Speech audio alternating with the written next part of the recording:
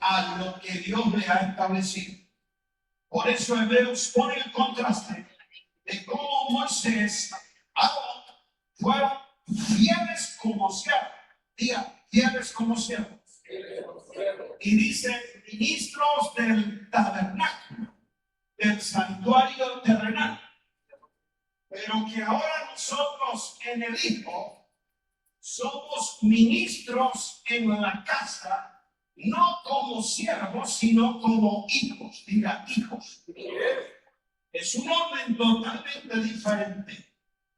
Y aquí yo creo que ha estado uno de los errores de gente sincera que ama a Dios, que enseña la Biblia, pero no ha tenido precisión en diferenciar los pactos, diferenciar los ministerios, diferenciar los sacerdocios, y han enseñado con buen corazón cosas que no están de acuerdo a esta administración.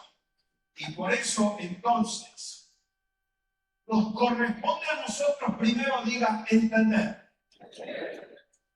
Luego, anunciar. Y tercero, administrar las riquezas que están en este nuevo pacto.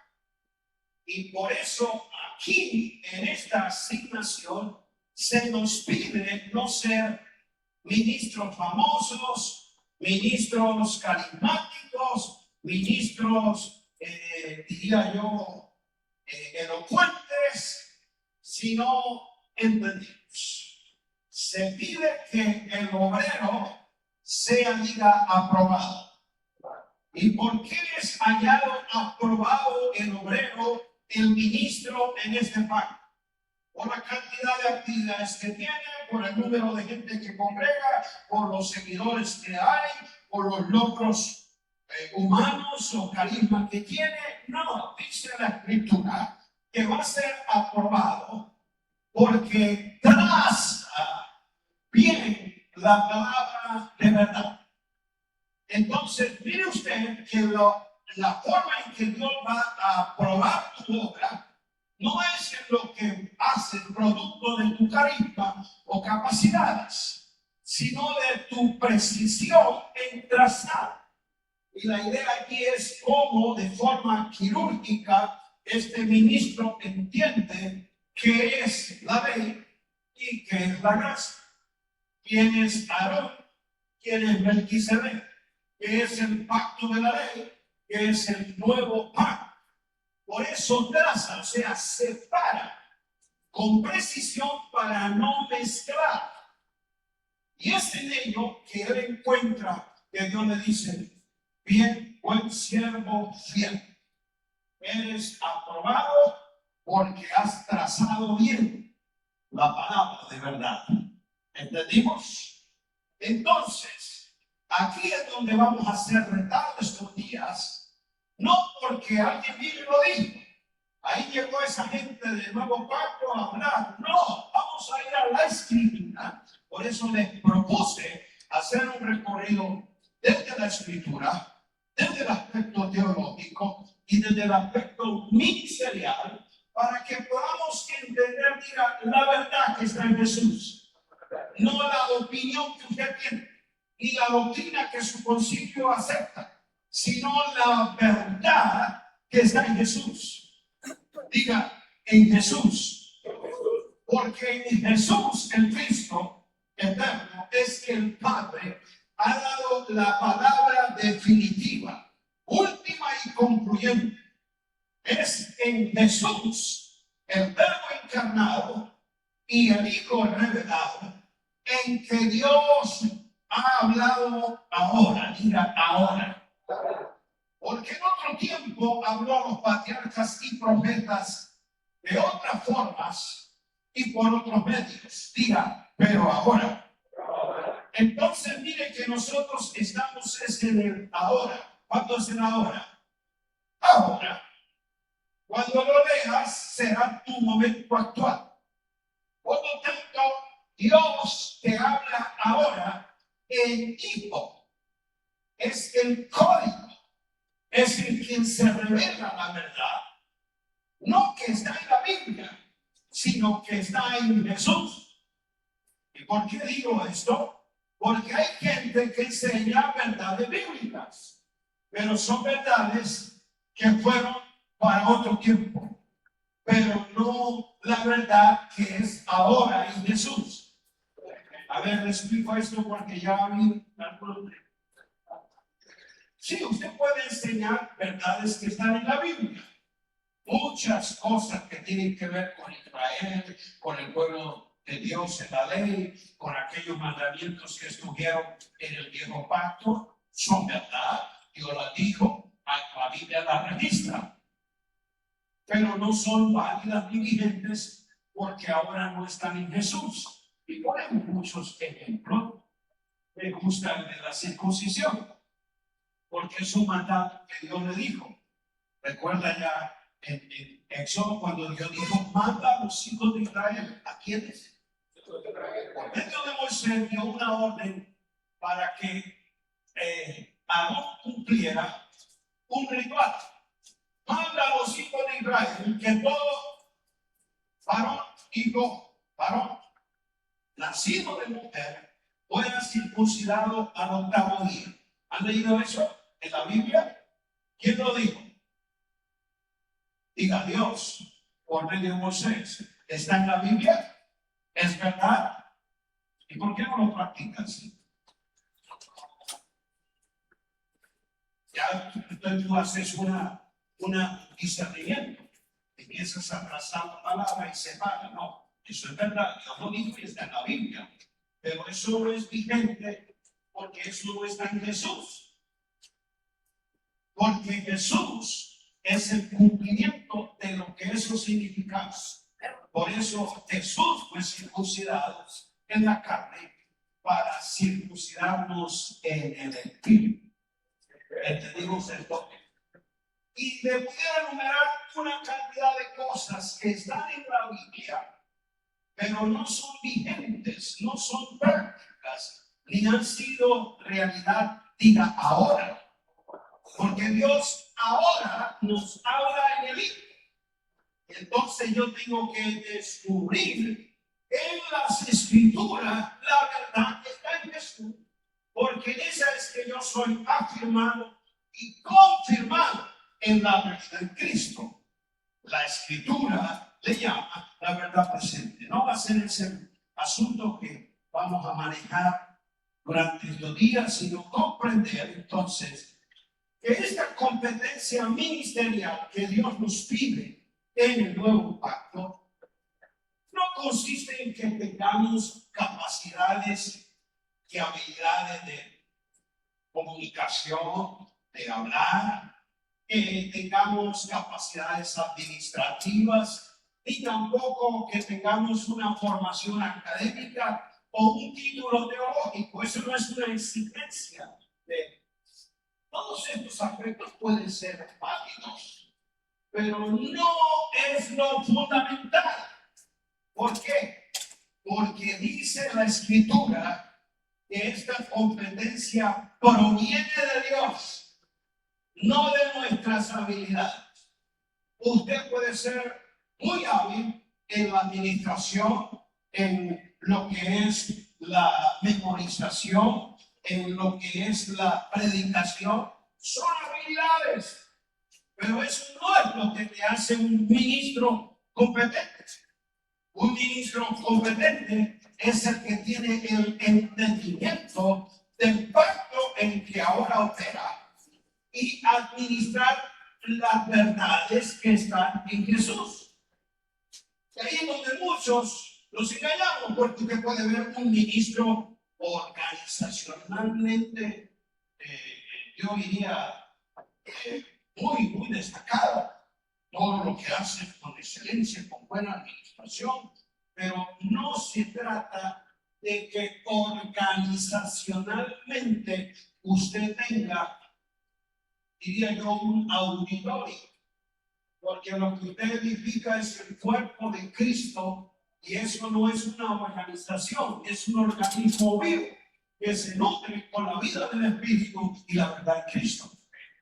Entonces, por eso no es un asunto de que seas un gran gerente, un gran desarrollador. Y ahí es donde yo he visto, ahora mismo estoy manejando la frustración de uno de estos ministros. Me aborda y me cuenta su situación, que se siente frustrado porque él creyó, porque era un gran estratega de una empresa, hace negocio, de administración. Él tiene distintos almacenes y los ha gestionado y tiene unas representaciones exitosas. Y él, en buen corazón, con su capital y sus recursos, dijo: voy a abrir una iglesia, voy a abrir una obra. Y entonces consiguió un local, puso tecnología, consiguió todo. Y él creyó pues que era una tienda más de la que sabía abrir. Y lleva 7 años en esa crisis, y cuando empezó a escuchar esto, todavía más crisis de producto. Porque ahora no se trata de que tú tengas la capacidad de reunir gente, de hacer actividades, de congregar multitudes, sino edificar el cuerpo de Cristo. Y esto lo ha llevado a que él entre en una frustración a tal punto que ya cerró el local. Ahora se reúne por allá a 8 en su casa y entra en un asunto de que es alguien supuestamente fracasado. Pero ahí es el asunto. Él se puso, Dios no lo puso. Entonces, para usted ser competente, esto proviene de Dios, quien te llama y te pone. Por lo tanto, no interesa qué capacidades y recursos tenga para abrir una franquicia, el evangelio y la iglesia no es igual. Entonces, que usted sepa reunir multitudes, hacer programas, organizar actividades, tener todo un plan administrativo y recursos para impulsarlo, no te hace un ministro competente. Que tú tengas información de la Biblia y carisma para explicar el milagro de Jesús con Lázaro y sacar 3 principios de motivación para decir que toma tu tierra prometida, que tiende la vara y el mar se abre. Usted puede relatar la Biblia, usted puede dramatizarla y motivar a la gente a decir amén, pero eso no te hace un ministro competente del nuevo pacto. Porque si no sabe trazar bien la palabra de verdad, le está dando discursos bíblicos a la gente y no es palabra de vida. Les puede estar dando relatos bíblicos a la gente y no es la verdad que está en Jesús. Por eso necesitamos, como lo dice Pablo, reconocer esta asignación. Diga: Dios nos hizo. Este texto que hemos leído establece entonces que la verdadera competencia ministerial, diga, procede de Dios. Así lo declara Pablo, y esto proviene de Dios. ¿De quién proviene? Entonces, ser ministro competente no es capacidad tuya, no es inteligencia tuya, no es habilidad tuya. Proviene del Dios que te llama, del Dios que te pone y del Dios que te respalda. Porque jamás Dios te pone en un pacto mejor y para un ministerio glorioso, para fracasar o para improvisar. Porque el que Dios llama, Dios capacita, Dios ilumina. Dios le da la capacidad de desarrollarlo porque fue Él quien te hizo y es quien te puso. ¿Qué garantía más grande tenemos? Si Dios me pone, Él no me invita a inventar. Si Dios me pone, Él no me deja a que yo improvise o sobreviva. Porque todo lo que Dios establece y pone en Cristo tiene vigencia eterna y es para un propósito eterno. Diga amén. Ahora, si te puso la junta, si te puso el pastor, o un profeta te dio el mando, o un apóstol te dio las credenciales, pues que ellos respondan por lo que tú estás haciendo. Pero si es Dios quien te puso y Dios quien te llamó, Él va a responder por lo que Él llama y por lo que Él pone. Porque Él no nos llamó al fracaso. Entonces diga, proviene de Dios. Si tú tienes claro esta premisa de que tu competencia, llamado y asignación proviene de Dios, no tengas temor del hombre, ni mucho menos del enemigo, porque Dios con nosotros tiene contra nosotros. Diga, proviene de Dios. Esta competencia, esta asignación proviene de Dios. Segundo, diga, está vinculada al nuevo pacto. Lo declara la Escritura, que nos hizo ministros competentes de qué.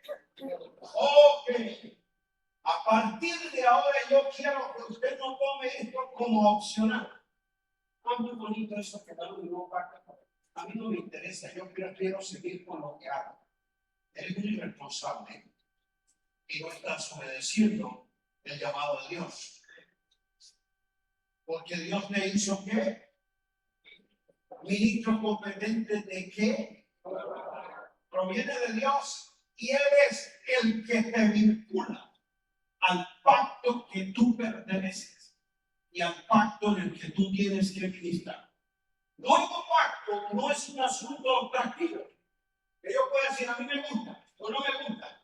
No, es imperativo. Dios lo establece, Dios lo define y Él es el que lo pone. Usted no puede decir, Señor, ¿qué ministerio mío es este? No, tú no tienes ningún ministerio si no entiendes que proviene de Dios.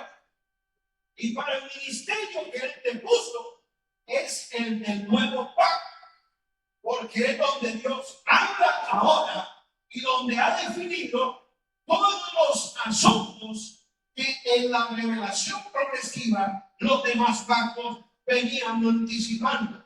Por lo tanto, tú perteneces a un nuevo pacto donde operas en calidad de cumplimiento y no de anticipo. ¿Entendimos? Diga nuevo pacto. Entonces, es algo que te vincula con la economía, orden y sacerdocio que Dios establece en sus ministros. Lo tercero, no consiste en administrar la letra, sino en ministrar en el espíritu.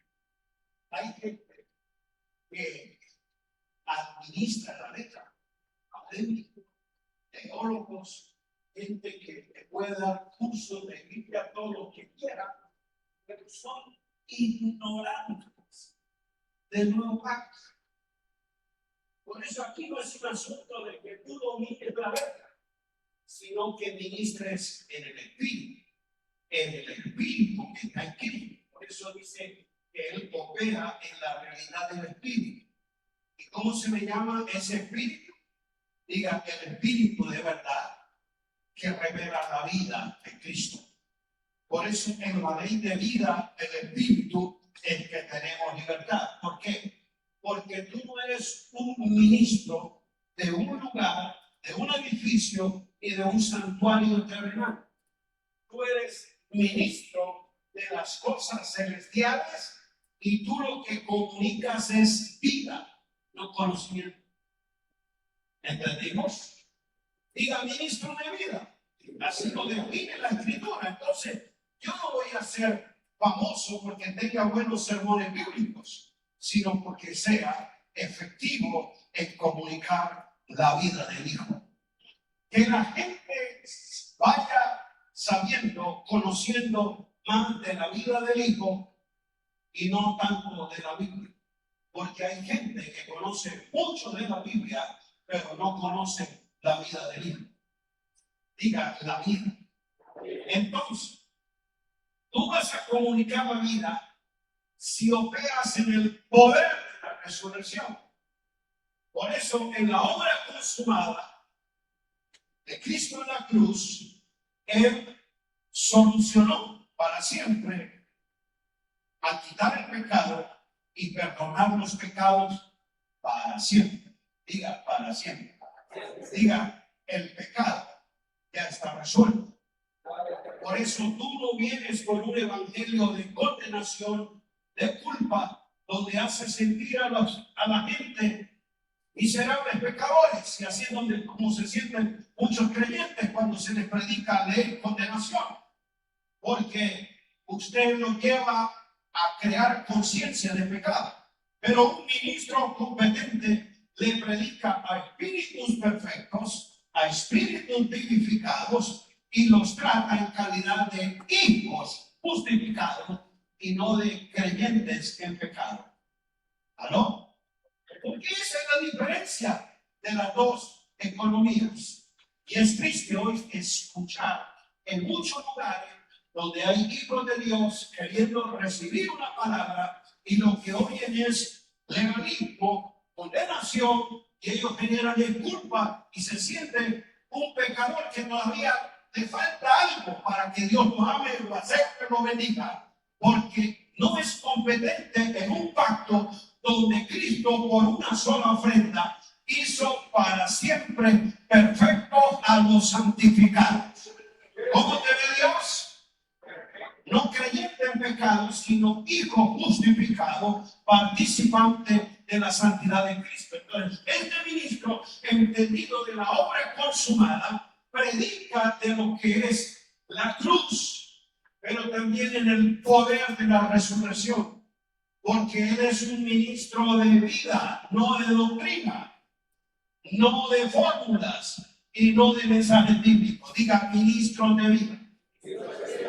Fundamentado en la obra consumada, este ministro entonces expresa la verdad, la vida y realidad en Cristo, y él hace por obra del Espíritu que ese entendimiento renueve el pensamiento de los creyentes y puedan, como dice Corintios 3, que le pido en casa lo estudien, llevarlos de gloria en gloria para ser transformados a la imagen. ¿Qué es lo que hace un ministro competente del nuevo pacto? Predica en la vida del Hijo, en la verdad del Hijo, para que todos los hijos puedan recibir ese entendimiento, ser renovados en su mente y tener transformación gloriosa de vida. Diga, de gloria en gloria. Entonces, en la medida de que Cristo es revelado y conocido en tu corazón, cuando hay una palabra de gracia, genera transformación.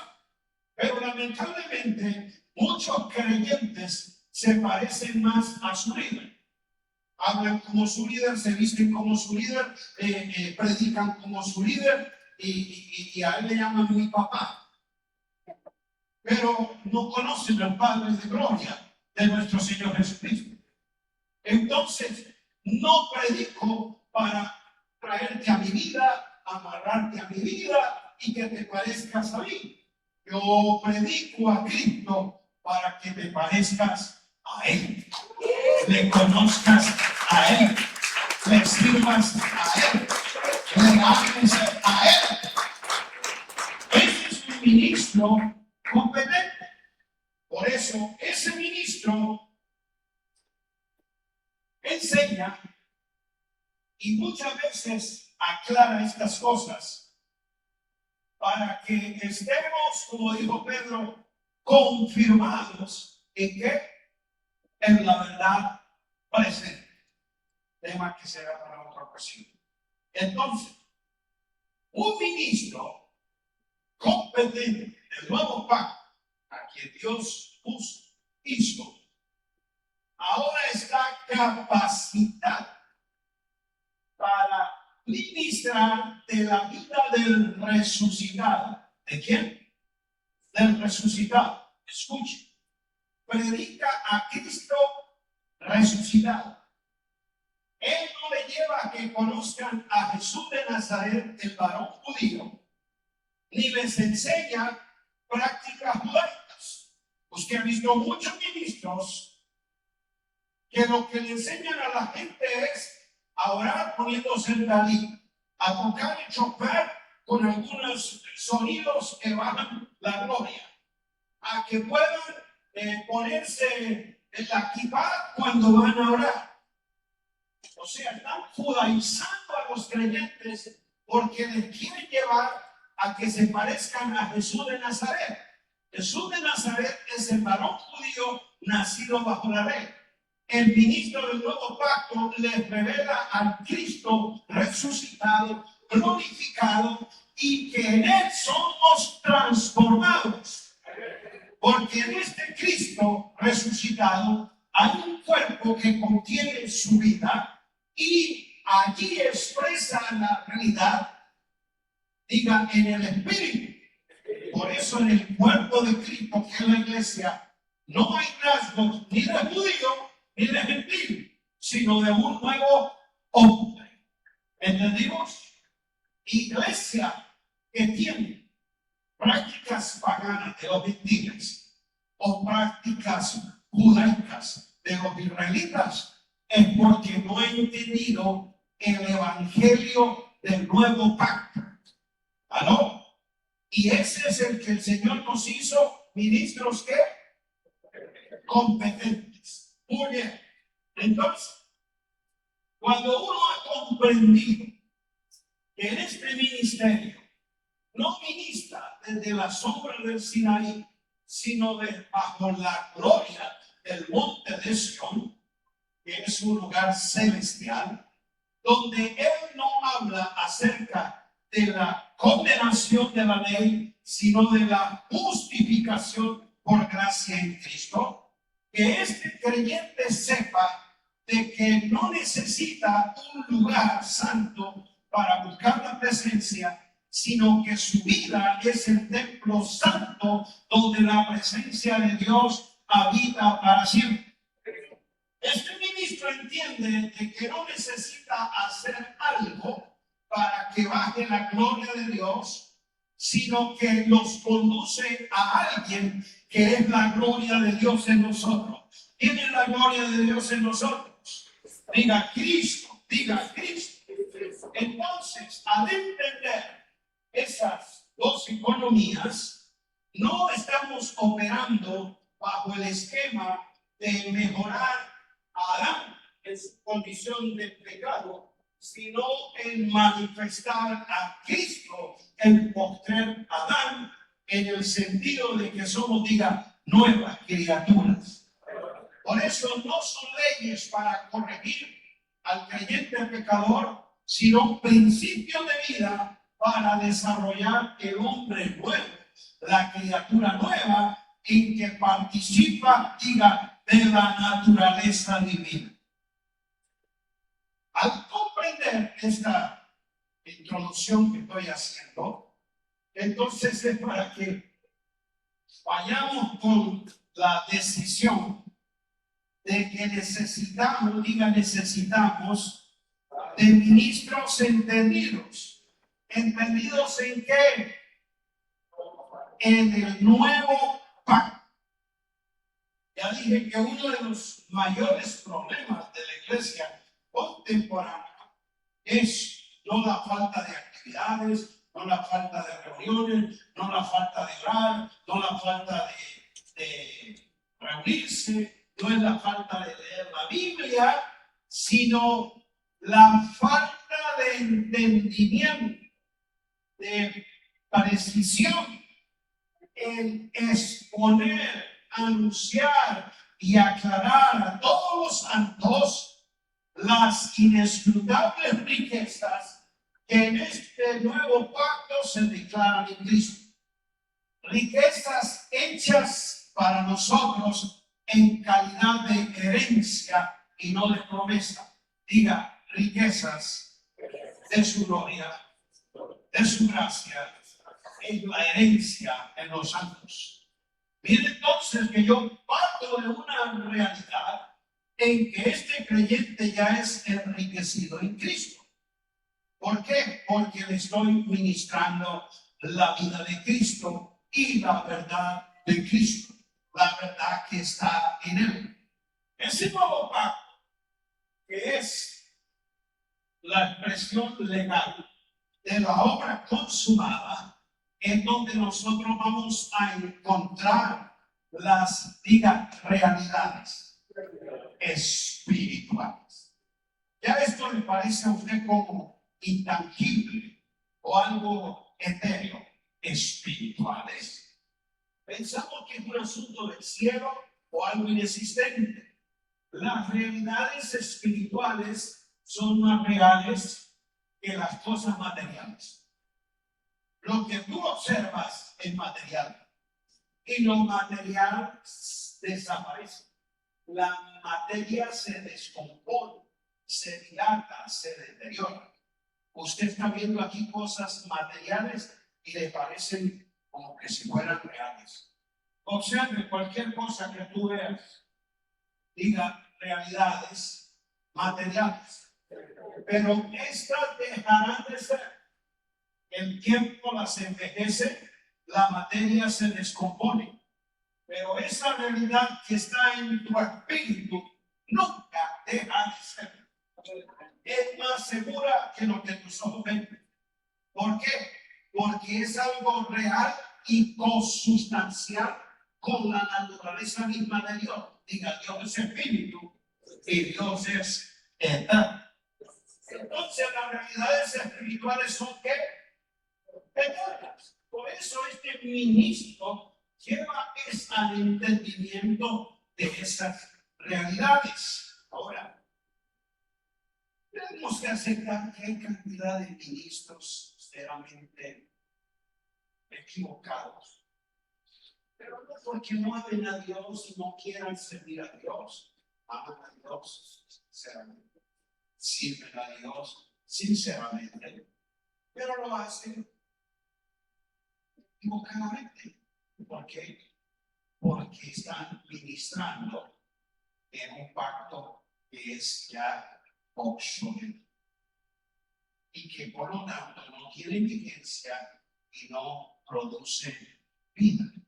Ahora bien, yo quiero que nosotros entendamos, digan, realidades espirituales, que son las que nosotros necesitamos, porque son las definidas en este nuevo pacto. Y aquí es en la enseñanza, en la exposición de las escrituras, que yo trazo para que ese hijo de Dios, salvado por gracia, entienda cómo ir de la promesa al cumplimiento. Usted ve que muchos pastores y ministros con corazón están alimentando a la gente con que diga promesas. Oh, crea como Dios te ha dicho, la promesa viene, reclámela, arrebátale al diablo la promesa que son tuyas. ¿Ha oído eso? Entonces el creyente queda en una condición de que todavía no tiene lo que Dios ha prometido, que tiene que hacer algo, orar, pelear contra el diablo, mantenerse en ayuno, o no sé qué tendrá que hacer para que Dios le cumpla lo que ha prometido. Eso es no entender, ¿verdad? Porque en Cristo todas las promesas de Dios son sí y amén. ¿Cuántas? ¿Cuáles quedan todavía por pendientes? ¿Cuáles están en suspenso? Si dicen que todas son sí y amén. Y si son todas, son todas. Entonces, cuando tú entiendes cómo vivir, no esperan, como se lo han dicho algunos, espera, Dios te ha prometido que lo mejor está por venir. Con ese Jesús. Un carro, una nueva mujer, una nueva casa, no sé qué estará pensando en que es lo mejor que está por venir. Cuando ya lo mejor y lo más grande ya vino, es Cristo. Y en él todas las cosas son sí, ya. Usted esperamos por Cristo. Entonces, dice, al no entender cómo pasamos de la promesa al cumplimiento, un ministro entendido del nuevo pacto te afirma en lo cumplido, no te ilusiona en lo prometido, te hace entender la realidad presente. ¿Y por qué? Porque él te lleva a salir de la sombra a la sustancia. La sombra estaba en todos esos tipos, figuras, fiestas, sacrificios y cosas que estaban en el antiguo pacto. Dice Hebreos que todo era sombra de lo por venir. Pero estando ya presente Cristo, ¿cuánto lo creen? Autor de los bienes que llegaron. Diga bienes, realidades, sustancia. Entonces, aquí tú no tienes una sombra. Aquí tienes una ¿qué? La sustancia misma de esas cosas que en Cristo se hacen realidad en nuestro espíritu. Y ahí usted ve la cantidad de creyentes que todavía navegan en la sombra. Miren lo que cantan, miren lo que oran, miren lo que practican, y ellos todavía están agarrados a los símbolos. Gloria que Cristo te ama. Usted puede estar sinceramente equivocado, porque el símbolo, dice Hebreos, era hasta todos esos tipos, sombras y figuras que fueron válidos en este pacto, ya en este son videntes. ¿No? Porque aquí tenemos que la sustancia de los bienes reales dados en Cristo. Por eso cuando tú escuches un pastor, un profeta, un apóstol que te invita a tomar del símbolo, a participar del símbolo, él no tiene entendimiento de la realidad. El buen corazón puede estar exponiéndote a vivir bajo la sombra cuando ya vino la luz. Tienes la luz. Entonces, esa certeza, ya te dije, es la que te saca de esa conciencia de que te falta, de que todavía tengo que hacer algo, de que Dios espero a que Él lo haga, porque no entiendo la obra consumada. Todavía estoy en ese sentido de buscar la presencia, porque el Dios mío es distante, está en algún lugar, tengo que entrar al lugar santísimo para verle. Y a lo mejor para mí un lugar santísimo es un atrio, tabernáculo construido por el hombre, no por Dios. Diga, yo tengo acceso al lugar santísimo. No es un lugar físico, es un santuario celestial, espiritual, donde ahora en este pacto yo no dependo de un mediador, porque dice, todos me conocerán, y por esa obra perfecta su sangre se nos abrió camino vivo y libre, para que todos, diga todos, si tú eres hijo, tú tienes acceso directo al Padre. ¿No lo creen? Pero todavía hay muchos creyentes a los que se le hace depender del ungido. Y con un sentido de orfandad o de incapacidad, ese creyente se ve en la ley y no en Cristo.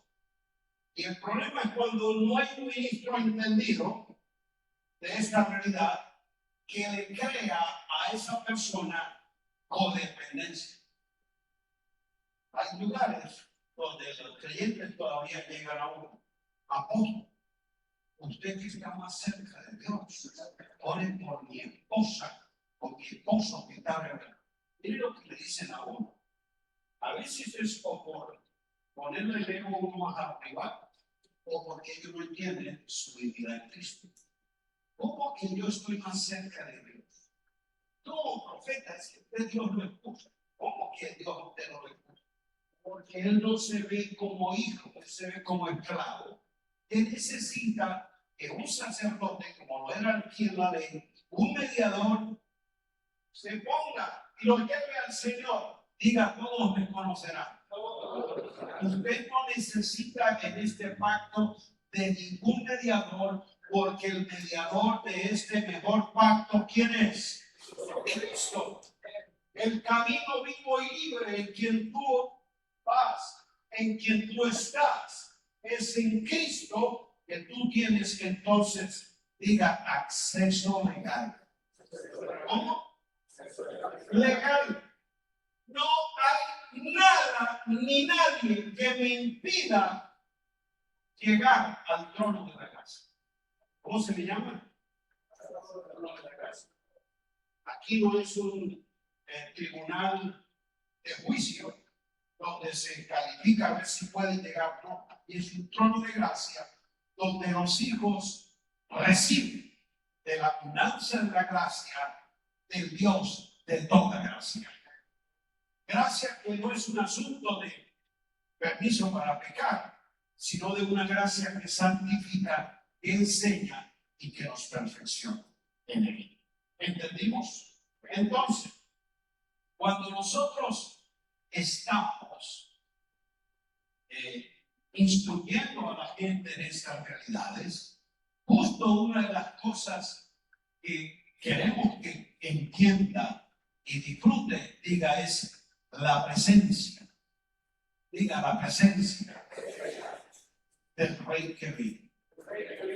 Algunos todavía tienen ideas mesiánicas del Mesías que vendrá, del que va a hacer que esto ocurra, del que va a hacer que esto cambie, del que va a hacer. Entonces todavía están como los judíos, esperando al Mesías que vendrá, y no son como los salvados que adoran al Mesías que ya vino y está con nosotros. Entonces, al no entender esto, es donde mucha gente es manipulada en asuntos escatológicos porque los ubican como si fueran el pueblo de Israel. Y les leen profecías que tenían que ver con Israel. ¿Usted es el pueblo de Israel? No, es de la iglesia de Cristo, el Israel de Dios, el Israel espiritual, donde judíos y gentiles fueron reunidos en un pueblo, alabado sea Dios. Entonces, aquí es donde nosotros tenemos que hacer la separación. Diga, antes de la cruz, otro pueblo, otro pacto, otro sacerdocio. Después de la cruz, un nuevo pacto, un nuevo pueblo, un nuevo sacerdocio. Aquí es donde usted debe hacer la separación y saber que usted está viviendo en la realidad del Espíritu. Tú no estás esperando el Pentecostés para que el Señor te llene. Ya tú fuiste llenado, sellado y habitado por el Espíritu Santo, del cual necesita ser instruido, dirigido y continuamente renovado. Esas obras que el Espíritu hace con todos los salvados. ¿Hay alguno de ellos aquí? Si eres salvado, eres sellado, habitado, gobernado, dirigido por el Espíritu Santo. Pero algunos todavía entonces que no, hermano, vamos a celebrar Pentecostés, espero que usted reciba el Espíritu Santo. Yo no necesito esperar Pentecostés. Pentecostés ya ocurrió y yo vivo en lo cumplido. ¿Aló? Entonces, por eso mire cómo la gente celebra fiestas y dirige actividades basadas en calendarios judíos. Se aproxima el tabernáculo y le quiero decir esto. Entonces la gente se prepara para que en esa fiesta ocurra. No estamos entendiendo. Digan, después de la cruz. Entonces, aquí es donde yo necesito saber de que el velo ha sido quitado. La pared intermedia de separación fue abolida y ahora en este nuevo pacto, eso vamos a entender ahora esto, diga todo el pueblo, pero vamos a entender a qué se refiere el pueblo. Vuelvo otra vez a esta declaración de Pablo de ministros competentes. Mire usted cómo Pablo puede hablar competente y la palabra ahí es diakos, que se refiere a alguien con suficiencia, que es suficiente, que es capaz. Esa persona es calificada, apto para una tarea. Pero me gusta la declaración de ministro, diga ministro. Y ahí pone diáconos. Para nosotros la idea de ministro en el círculo religioso ha tenido una connotación jerárquica. Yo no sé si usted viene del concilio, yo me crié en el concilio, donde nosotros le llamábamos ministro, era al pastor que había sido ordenado al santo ministerio. Cuando él terminó su instituto, después de 4 años de estudio, a mí me llamaron obrero. No era ministro, era obrero. Obrero que estaba en prueba. Al año después de que veían mi labor, entonces me llamaron obrero licenciado. Yo podía administrar, había una obra, pero no podía ni bautizar, ni casar, ni dar la Santa Cena, porque no era un ministro ordenado. Entonces, como estamos en esa idea denominacional, el creyente y el obrero, su sueño y su aspiración era que algún día él llegaría a ser un ministro. ¿Qué le podían decir reverendo? Él era marcado como una jerarquía. Y con esa idea religiosa, que ahora sumado a los políticos, todos esos ladrones de corbata, ¿cómo le llaman? Ministros. Ministro de gobierno, ministro de Hacienda, ministro de aquello. Entonces, de forma jerárquica, es que nosotros hemos asociado mal una palabra tan poderosa como diácono. Diga ministro. Ahí Pablo está hablando entonces que la realidad de este servidor, diga servidor, vienes de alguien que dice Pablo ha sido puesto para cumplir una función. ¿Qué dije? Una función de servicio, no una posición de jerarquía o demás. Por eso Pablo le llama diáconos, diga servidores. Porque lo que somos, no somos señores, somos servidores. ¿Por qué? Porque nosotros primero, diga, servimos a Dios. Y por eso Pablo se llama un servidor de Jesucristo, porque sirve al Señor en su tarea, pero sirve, dispensa al Señor a los santos. Es como si fuera yo un mesero. Les sirvo la comida, le estoy sirviendo para que vivamos. Al él ponerme como diácono suyo, me da la palabra, me da el entendimiento. Yo aquí les estoy sirviendo a Cristo. O sea, ustedes están recibiendo una porción, una ración de la vida y de la verdad de Cristo para que sean nutridos en Él. Pero yo no hice la comida y soy el dueño del restaurante. El dueño del restaurante y el chef es Él. Yo solamente soy un ¿qué? Servidor. Pero algunos nos creemos los dueños del restaurante y también los chefs que podemos inventar el plato que queramos. Pero que somos meseros, solamente servimos a Cristo. Diga, servidor de Cristo. Pablo también lo llama servidor del Evangelio, que es lo que servimos. Además, yo sirvo ese Evangelio. Yo no invento el Evangelio. Yo no interpreto el Evangelio. Yo doy a conocer el Evangelio que recibí del Señor Jesús. y es lo que menos hacemos. No predicamos a Cristo ni servimos a Cristo, sino mis ideas.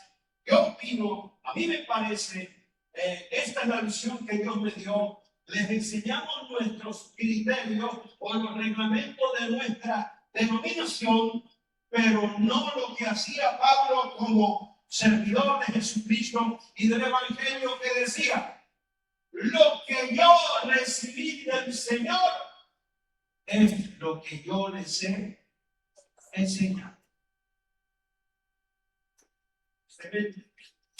Hoy no es lo que recibimos del Señor, lo que recibimos allá de la denominación, lo que recibimos del otro. Y hoy lo recibimos de muchas fuentes, pero no del Señor. Entonces diga: servidor del Evangelio. Y lo otro que Pablo habla en sus epístolas es que él es servidor de la iglesia, servidor de los santos. Mira entonces que un ministro,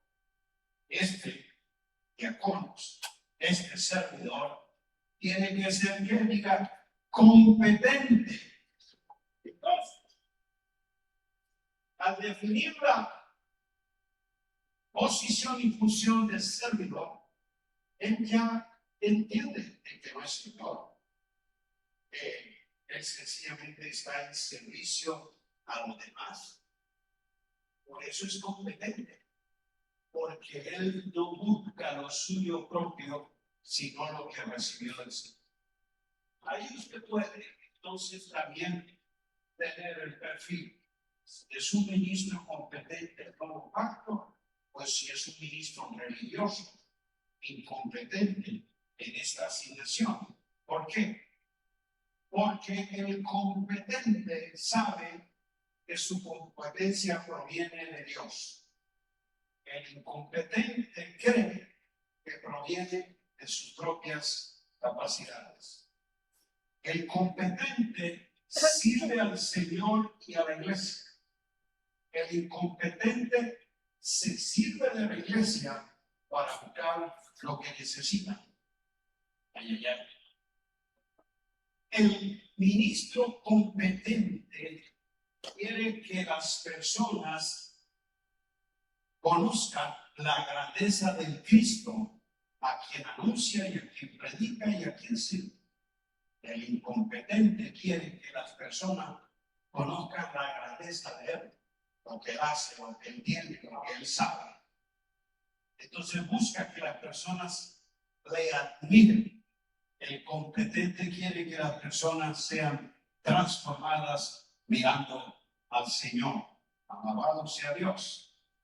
El ministro competente, como lo dice Efesios, lo que quiere es que todos lleguen a la plenitud, a la estatura, a la madurez de un varón perfecto, que se logra como, diga, en el conocimiento del Hijo de Dios. Así lo enseña. El ministro incompetente, entonces, él justamente, la medida es él, la grandeza es él, y ese incompetente no quiere que nadie esté por encima de él. Por eso cuando ven a alguien subir, lo ayuda, lo pone atrás, porque él no quiere llevarnos a la estatura de Cristo, sino tenerlo siempre debajo de su nivel. ¿Aló? El ministro competente, su ministerio está centrado en Cristo. Por eso él forma, él desarrolla la vida de sus hijos. El ministro incompetente protege su escenario, su plataforma, y todo aquello que le genera una amenaza trata de inactivarlo. Voy a seguir. Que algunos ya se pusieron muy serios. Bueno, quiero, pastor, ahora dónde estoy para saber cómo dosificamos toda esta enseñanza. Dígame con confianza cuánto No puedo como Pablo hasta largo un discurso donde quiera, pero no respondo si alguien se duerme. Son las 8:15. ¿A qué hora vamos? 9. ¿Sí se aguanta? Bueno. Ok, hay mucho porque podemos nosotros desarrollar. Ya se vale. Estamos aquí en una exposición de la palabra, de familia, en una celebración de fiesta, pero no se vayan, tranquilos, que tan pronto termina la reunión, el cantidores nos van a invitar a unos tacos. Entonces vamos a disfrutar un tiempo. Digan nuevo pacto. Muy bien. Voy a terminar con este punto. Algunos piensan que cuando se dice nuevo es porque es algo novedoso o que no está. Pero la palabra ahí es kainos y ateke.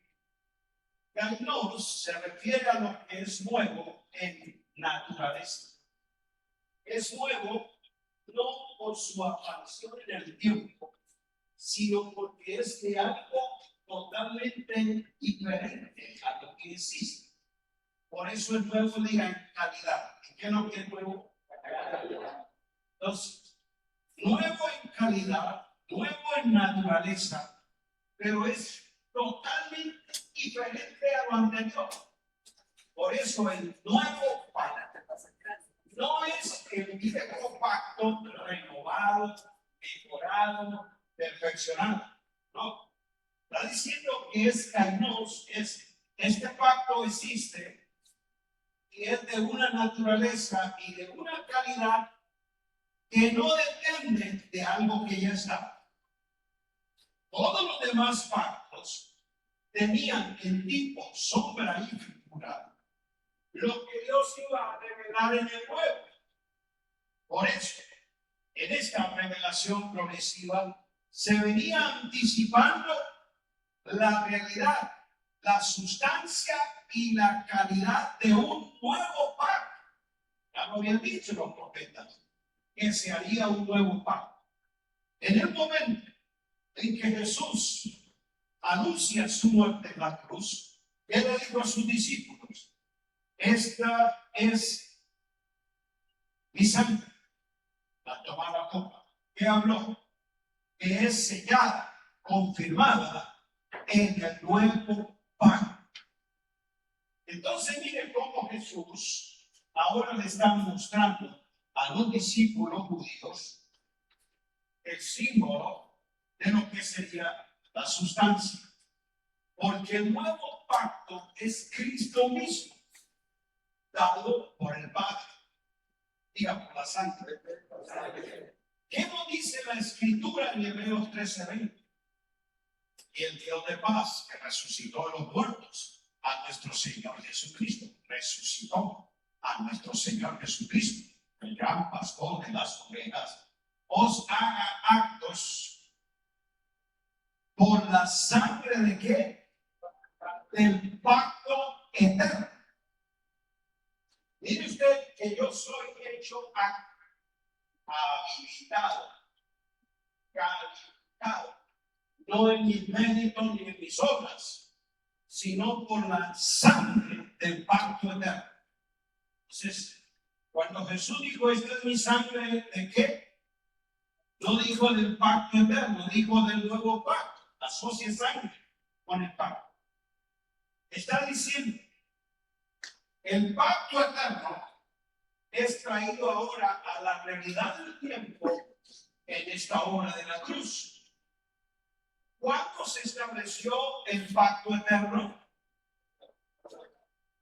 En la eternidad, antes de la fundación del mundo. ¿Entre quiénes fue ese pacto? Entre el Padre e Israel, entre el Padre y la Iglesia, entre el Padre y el Hijo. Entonces, antes de que todo fuese creado, el Padre establece un propósito de crear todo en el Hijo, por el Hijo y para el Hijo. El propósito era que el Hijo fuese en todo y en todos. O sea, el propósito del Padre fue solo la plenitud de su Hijo. Y en su Hijo crea cosas y seres vivientes en los cielos y en la tierra, para garantizar que el Cristo eterno fuese en todo, todos. Afirma un pacto de sangre. ¿Y por qué de sangre? Porque la palabra dice que sin derramamiento de sangre no hay que remisión, perdón de pecado.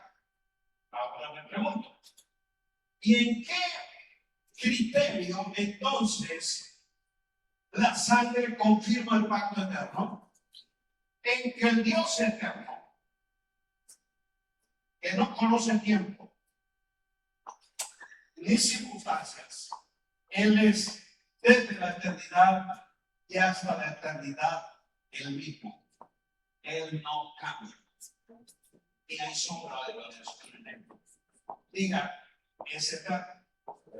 Dios no conoce tiempo. El tiempo es un fenómeno para nosotros, no para Dios. Por eso para Dios un día son como 1000 años y 1000 años como uno, porque no conoce tiempo. Pero ese Dios eterno, que en su presencia, que es facultad derivada de su omnisciencia, del que sabe todo, en su presencia anticipa de que el hombre va a pecar. Por eso la presciencia es la capacidad de Dios de conocer todo antes de ocurrir. Diga, el Dios eterno. Él no sabía de que el hombre iba a pecar, que Israel se iría a rebelar, que Judas lo iba a traicionar. Él no conocería. O él no conoce la situación por la que usted está pasando ahora. Diga, lo conoce todo. Esa es capacidad absolutamente de él. Por eso es que prendiendo el pecado del hombre como obstáculo a que el propósito que se propuso con el Hijo pues interrumpido. Entonces él prevé el Cordero que con su sangre quita el pecado. ¿Qué fue lo que saboteó el plan de Dios en Adán? Diga, el pecado. Entonces el Padre en la eternidad hace un pacto con su Hijo. Dice, el propósito que tengo contigo, en que tú seas todo y en todo, y en lo que voy a crear es por ti, para ti y en ti. No hay pecado humano que no altere, no hay fuerza diabólica que lo anule. Vamos a hacer tú y yo un pacto. Es convenio del Padre y el Hijo. Yes. Voy a inmolarte como cordero. ¿No dice eso Apocalipsis? El cordero fue inmolado cuando. ¿Y quién lo inmoló? Diga el Padre. Estaba el Padre y el Hijo.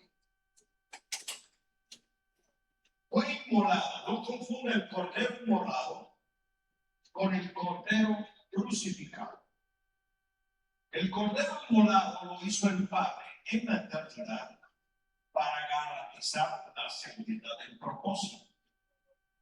Ahora, en la dispensación de los tiempos, Dios determina que ahora el Hijo sea dado. Diga, el Hijo vino, fue dado como Cordero que quita el pecado del mundo. ¿Entendimos? Escuche bien. Pacto entre el Padre y el Hijo, que fue morado, le dijo, el pecado del hombre ha querido sabotear el propósito. El plan cambia, pero el propósito no. Ahora el plan no va a ser Adán, el alma viviente. El plan es el postrer Adán, el espíritu vivificante. Yo te envío. Y el Padre dio al Hijo. De tal manera amó Dios al mundo que dio a su Hijo unigénito. Es el Hijo eterno, diga unigénito. Es decir, es único de esos genes. No hay otro hijo como él. Él ama al mundo que se ha perdido por el pecado y la desobediencia de Adán, que ahora lo quiere redimir. El fin de enviar al Hijo no era salvar al hombre, era llevar a cabo el propósito eterno. La salvación del hombre es el trámite legal que el Hijo tiene que hacer para que el pecado sea quitado, los pecados sean perdonados y los pecadores sean justificados. Y ahora en Cristo son renacidos, son una nueva criatura y participan de una nueva naturaleza, diga, naturaleza divina. Era lo que tú y yo teníamos antes de Cristo, naturaleza pecaminosa. Eso fue lo que se hizo en la cruz. Por eso en la cruz, el Cristo encarnado es el Hijo eterno. Entonces ahora se hizo pecado y es crucificado como cordero. ¿Entendimos? Pero era para hacer real lo que ya se había pactado en la eternidad. Inmolado por el Padre, crucificado por los hombres, los judíos, los romanos y todos los que participaron en la crucifixión. ¿Qué es lo grandioso de esto? Que ahora Cristo ha resucitado. ¿No lo creen? Y ha creado un pueblo para sí, dice un pueblo nuevo, que ni es judío ni es gentil, es una nueva creación. Y comienza a desarrollarse entonces aquí lo que es de otra naturaleza. Por eso, Nuevo Testamento, cuando habla de nueva criatura, nuevo hombre, nueva creación, nuevo pacto, nuevo cielo, nueva tierra, habla de nuevo nacimiento, la palabra es kainos. Está diciendo que todo esto que es nuevo en Cristo es de otra naturaleza, de otra calidad, diferente a cualquiera anteriormente existente. En otras palabras, tú no es un viejo hombre pecador que se ha arrepentido y ahora está en la iglesia tratando de ser cristiano. No, usted es una nueva criatura. ¿Entendimos esto? Entonces, al fijar en el nuevo pacto algo diferente a la nueva criatura, nosotros ahora somos el pueblo suyo, el linaje suyo, la nación suya y los sacerdotes suyos, que ministramos en este nuevo pacto. ¿Por qué? Porque ahora el Padre, y esto se reveló, es lo que nos hace a nosotros enriquecidos. Porque ya le dije que el Padre amó al mundo, dando a quién? A su Hijo unigénito como cordero que quita el pecado.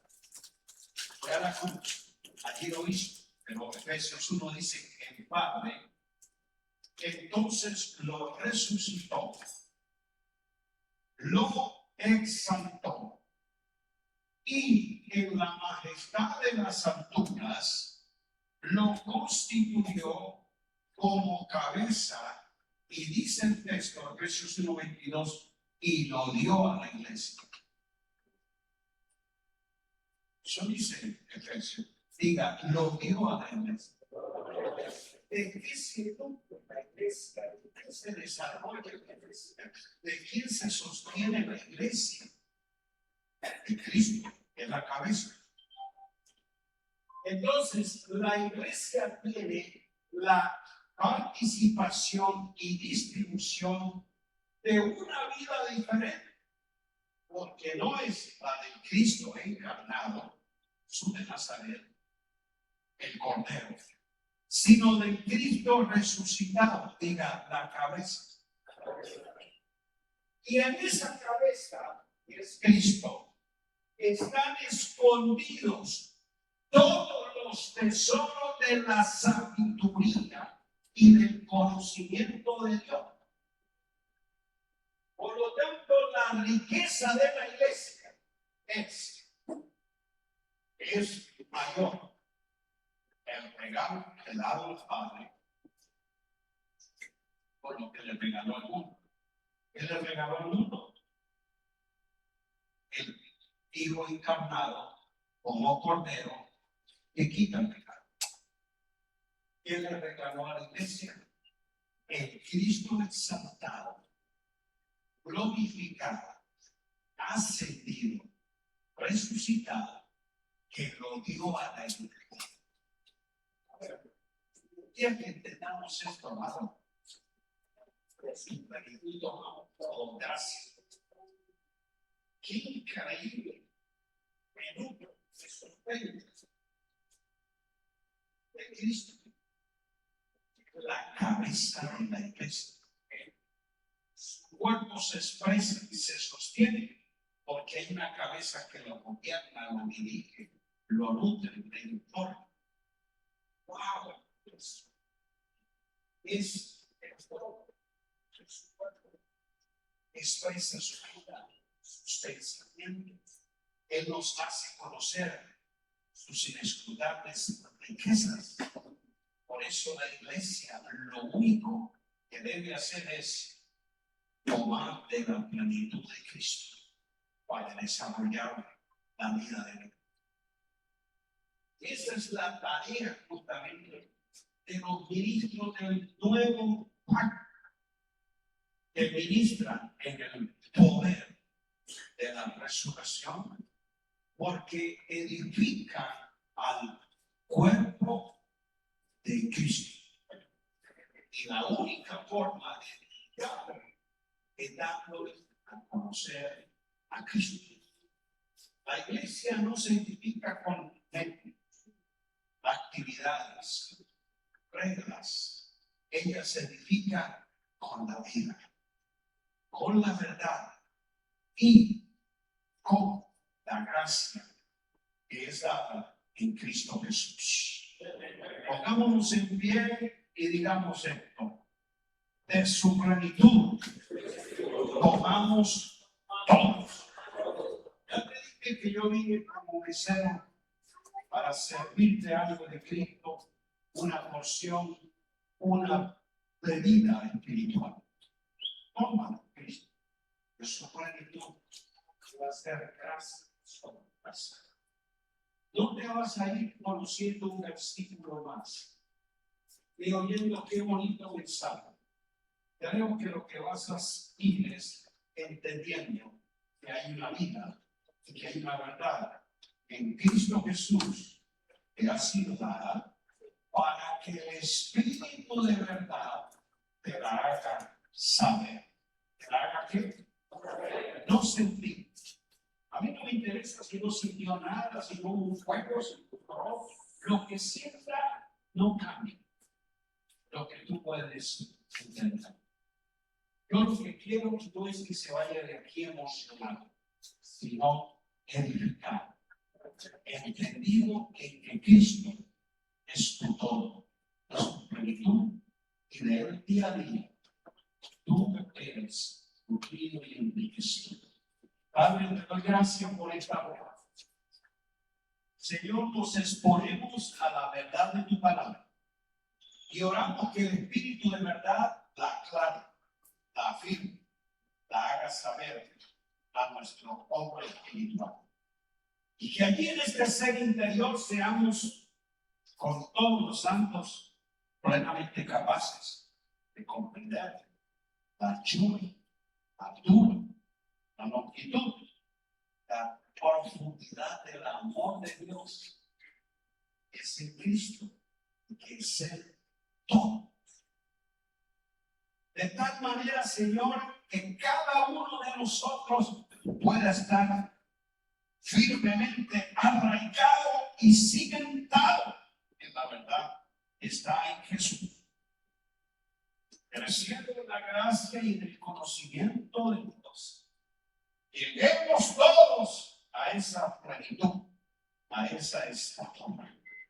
Señor, gracias te doy por la decisión de nuestros pastores en abrazar esta verdad, en querer, Señor, de forma intencional exponer la verdad presente del nuevo pacto, de formar, Señor, una generación de hijos que sean ministros competentes de este nuevo pacto. Ahí es donde están, Señor, escondidas las riquezas, la sabiduría, el conocimiento de Dios, que es el que nos perfecciona. A ti te damos la alabanza, Padre, por permitir que este grupo de hijos tuyos, escogidos, santos y fieles, sean provocados al entendimiento y que sean alumbrados en sus corazones para que Cristo, el lucero de la mañana, resplandezca en ellos. Toda la gloria, la honra, la alabanza a ti la damos, Padre bueno. Amén y amén. Un abrazo, gracias.